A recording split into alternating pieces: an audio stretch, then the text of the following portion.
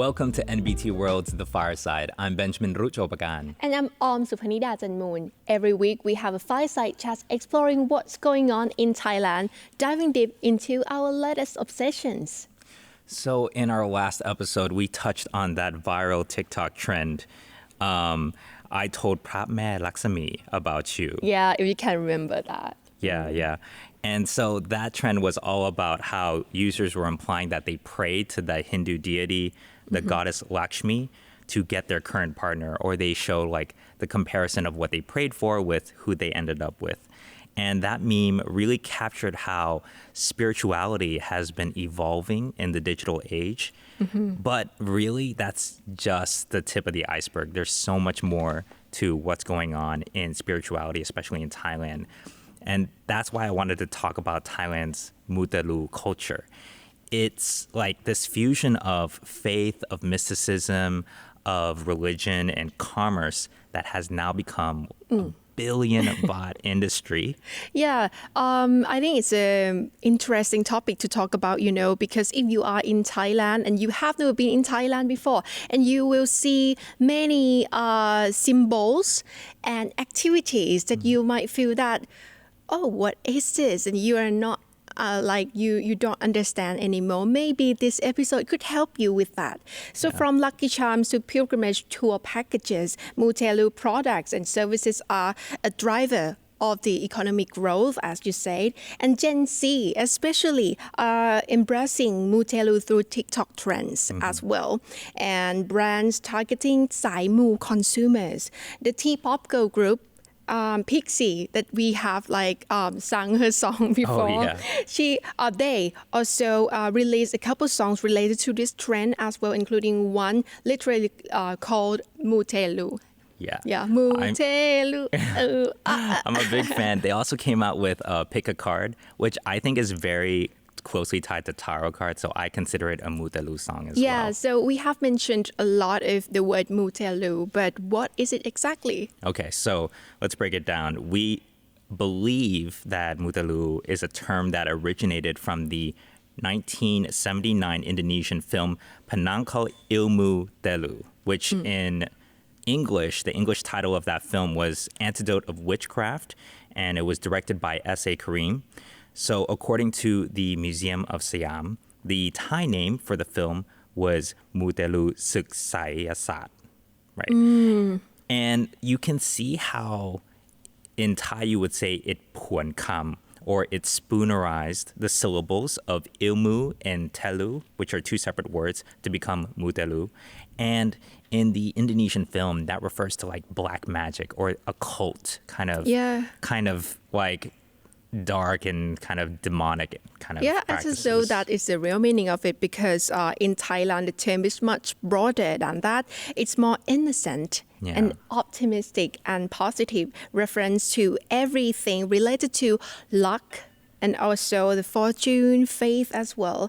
Lots of different Sai Mu activities have their origin in Buddhism, Brahmanism, animism, astrology and traditional folklore.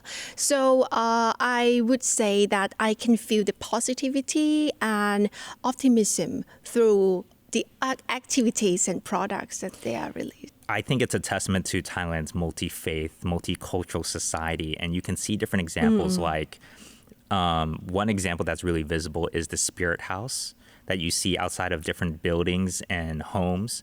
And this is actually an animist practice that you can see all over Southeast Asia. And it's meant to shelter the guardian spirit of that place. In Thailand, it's believed that if you pray or you pay homage, give food, you will have a good luck and day. The spirit living in that spirit house will take care of you and give you fortune and good lucks.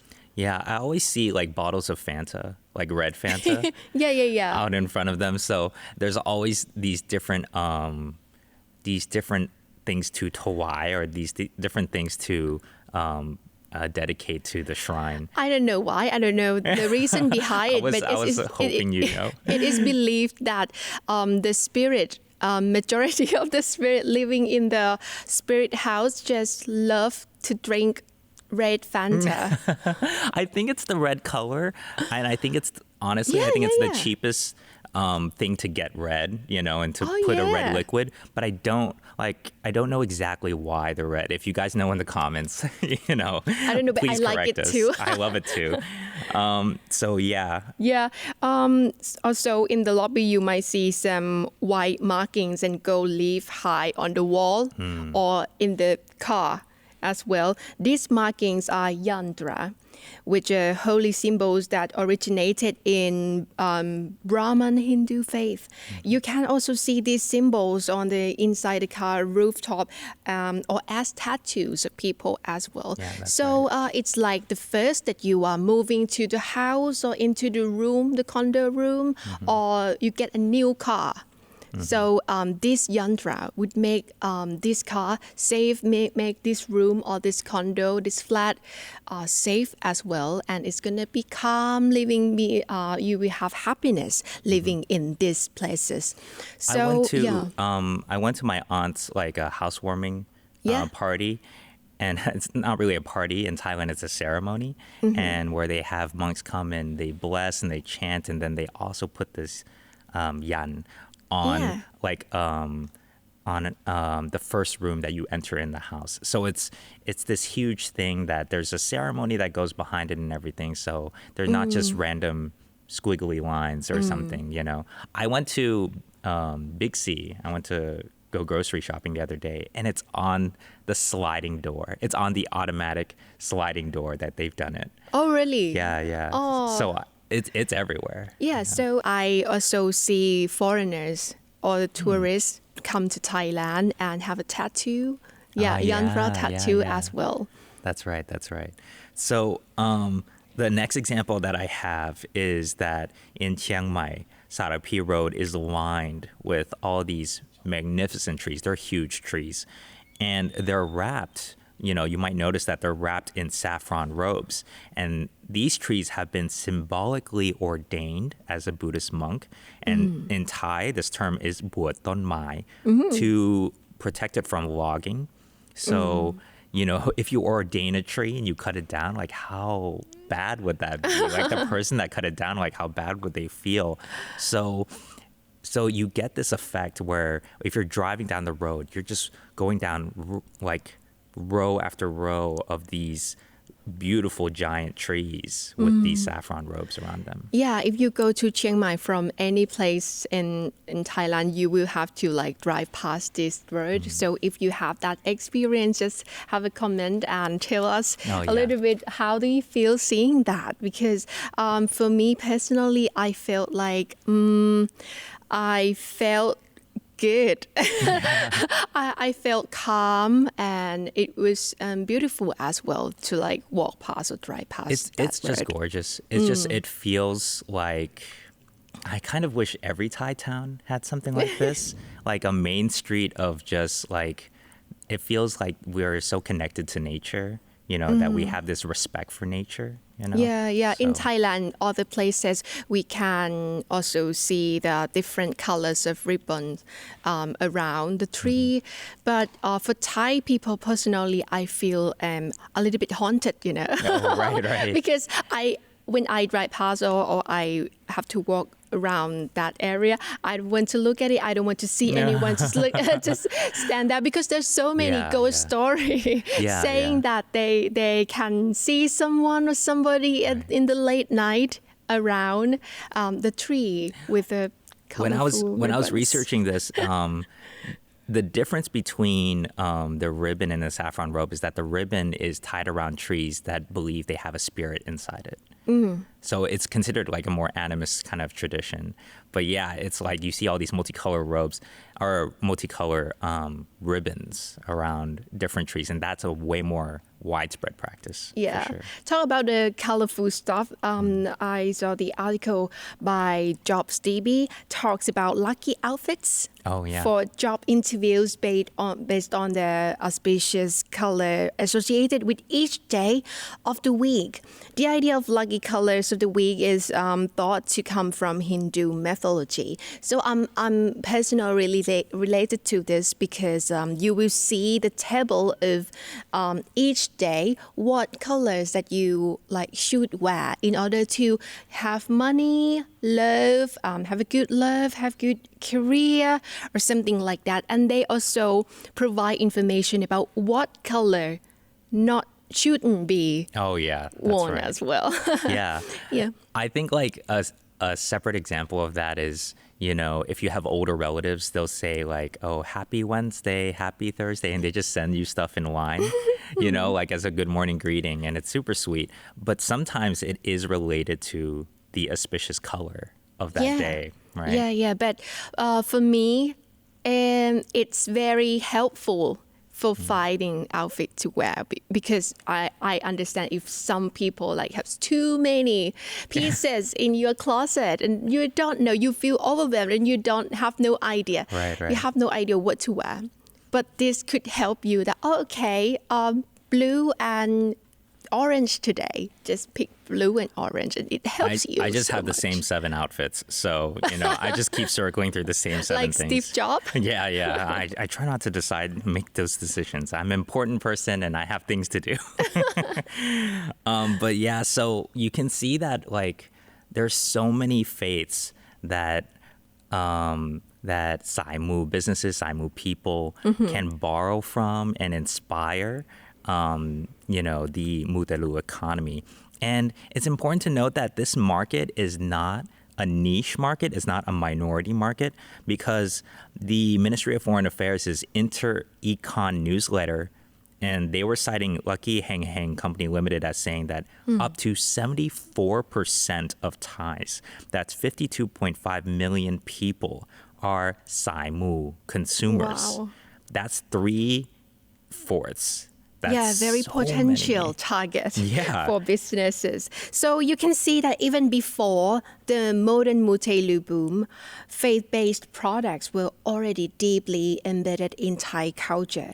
Many people carry protective amulets around here. Yeah, and also bid on lucky license plates, buy auspicious phone numbers. I have done that before. Or use different numbers that appear in their daily lives to buy lottery tickets. So Kasikorn Research Center reported that the amulet market alone was valued at 23 billion baht in 2019. Now you can see that Mutelu has evolved from the foundations of this rich religious fabric of culture into a lifestyle industry where faith-based products and experiences, they shape consumer choices. Now in the realm of faith-based consumer goods, brands are using what marketers are calling marketing. It's Mutelu plus marketing. That's very creative. I like. I think it's so like it. adorable, and I wish I knew about that when I was working at an agency. Yeah. But they use it to obviously to boost sales and to bring people to events. Like you might schedule an event on an auspicious day of the calendar year, right? Yeah, this concept is familiar in the gems and jewelry sector as well, where different gemstones carry deeper symbolism and charms are used to bring luck, prosperity, or love. They will provide the information, deep information about which kind of stone and gem bring you what kind of energy that you would love through different colors and different textures of the stones. However, lately, jewelry brands are also stepping it up a notch by getting their accessories blessed at temples to activate the charm and advertise it. That's a next step. That's a totally next step. I mean, if I had to choose, if like two charms are identical and one has been blessed at a temple, I'm picking the blessed. Why not? Right? So a lot of banks are even getting in on the action. Of course, banks, wealth, fortune, it's all kind of related, the same thread. And so Krung Thai Bank launched Saimu debit cards with auspicious local landmarks that are related to different blessings. And meanwhile, Kasikorn Bank issued debit cards with different Hindu deities as well. We talked about Hindu deities in a previous episode, like the Ganesh card for career success and the Lakshmi card for love. Wow. I would say that is the same idea as we talked earlier about the stones and gems and Yeah. jewelry. If you have a card, a normal card, but another one is a card for career. Yeah. Or card which is symbol of money. Why not just the second one, without additional cost? There's a part of me that thinks like if there was no option, it wouldn't occur to me. But once you get the option and then you're thinking like, okay, well, I don't want to have a bad career. I don't want to have a bad love life. And you don't want to like reject the Saimu card, then it feels like you're cursing yourself by Yeah. rejecting it to some degree. Interesting is it's only in Thailand that we Yeah, have yeah. this kind of card. And lately I've also been seeing a lot of experiences that combine the use of tarot cards. At the Wintershins bar, which is hidden inside Bangkok's Chinatown, Yaowarat, the bartenders offer a tarot card with your cocktail and explain the meaning behind it. I've actually gone to this bar and I was so confused. Oh, I was like, really? yeah, they were like, here, by the way, here's a tarot card. It's a special one that they've printed specifically for the bar, and it's like a black tarot card with gold inlay or gold print. And then they explain to you what that tarot card means and what it can mean for you, and I honestly thought, like, as I'm sipping the cocktail, I'm like, wow, this experience is next level. Like, I feel like it added to the fact that it was hidden as well, you know? Oh my so God. it creates an additional layer to the I experience. can't wait. I would go now. It's interesting, kind of like the experience that you should have once in your life. So Yeah. if you like want to have this kind of experience, sip a cocktail and Yeah, and have a tarot reading. and someone like being a fortune teller for you. Yeah, Like yeah, that, yeah. right? Yeah, it's quite interesting for me. Spiritual tourism is also another part of Mutelu economy. Pilgrimages to places of worship are a major aspect of Thai tourism. It's actually a huge thing, not just in Thailand, because globally, Mutelu tourism or faith-based tourism was worth $13.7 billion in 2022. That's 463 billion baht. And that number is expected to triple in 10 years to $40.92 billion by 2033. So Mutelu travel is a huge part, or is a high growth part of Thai tourism. Yeah, sounds like a high growth potential. Especially in 2023 and 24, Thailand aimed to generate 15 billion baht in Mutelu travel, up from 10.8 billion baht in 2019. The Thai government had previously launched 12 spiritual tourism routes to attract both locals and also foreigners as well. These include temple visits, sacred item shopping, and influencer-led rituals, turning one trip into a Saimu experience from beginning to end. If you think about it, like when people visit a temple, well, they're not just going to go all the way just to visit the temple and then go home. Yeah. They have to stop somewhere else. They have to keep the trip going. It should be a blessed trip. Every aspect should have that intention, that Saimu intention. So it really has a knock-on effect, a ripple effect on all the other industries and businesses, right? Yeah, also they have to spend the night in the hotel Yeah. or several nights, and souvenirs, Yeah. food, restaurants, and many other things. Exactly. I think it's you can see that there's a lot of interest online, and it's very skewed towards younger generations. But there are also concerns of some religious practitioners who are really orthodox and very strict about it. They worry that there's a commercialization of the faith, and that these products and marketing campaigns are not authentic to the original practice of different beliefs. And I get where they're coming from. I get that if you care a lot about your religion, and people do, that you worry about diluting the meaning and capitalism sort of commercializing it.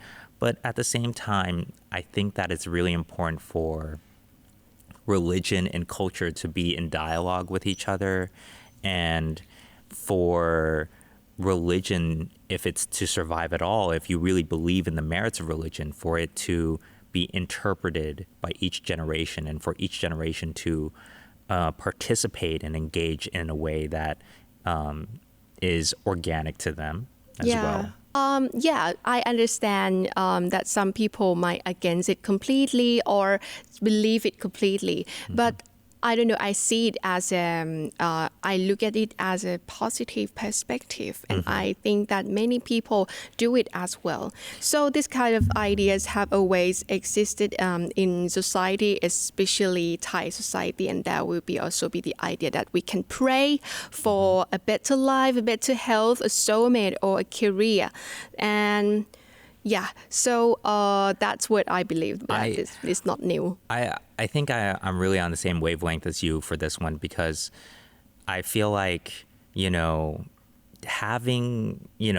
certain products, it's not so much about what you believe the product will do, but it's about what you concentrate on, what your focus is. If you really care about career and you surround yourself with mementos that remind you of your goals, then I think that person has a better chance of being successful. Or if you surround yourself with mementos of having a loving relationship and you meditate on the idea of a loving relationship, then I think that you will have a deep kind of introspective understanding of what you need in a relationship. So these products, they may end up coming true. They may be sort of a little bit of psychology that make you feel that, okay, you have this stuff, and it make you like more confident in that day. And I think that's why, like with your outfits, you shouldn't care about the color if it makes you feel less confident. Like what if you have an outfit and like you just don't like the way you look, or it doesn't go with what you want to wear with it. Yeah. Well, it's about how you feel. Just don't make it ruin your day. Don't let it ruin your day. If you have the bad luck color on that day, just continue your life. Yeah. But if you have a good luck color in that day, continue your life as well. Just to cap off this episode, I have a little bit of a fortune-telling session for us. And because 2025 is the golden anniversary of Thai-Chinese relations, I want to use the Chinese zodiac to tell our fortunes. Wow. So what year were you born? Please tell the audience. Oh, my privilege. I was born in the year of monkey. Okay. So for the year of the monkey, and now for anyone who knows, this is the year of the snake. Monkeys will find a good amount of support this year, particularly from elders and older women. So look to the women around you for support. And monkeys, however, may also be experiencing more pressure from their bosses at work. So, I mean, if your boss is a woman, I wonder if how it will balance out. She's cool. She's real cool. Yeah, my boss is the best. I love her. There you go.